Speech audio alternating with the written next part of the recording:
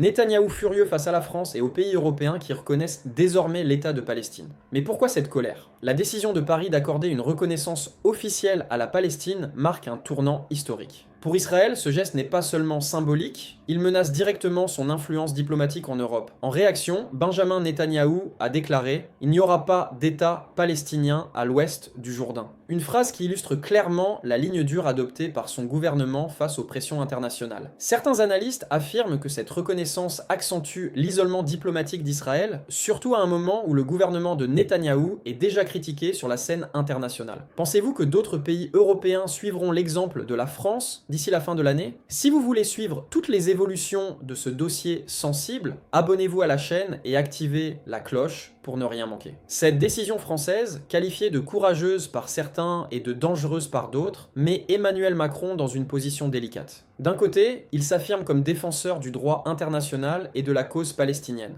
De l'autre, il prend le risque de détériorer les relations historiques entre Paris et Tel Aviv.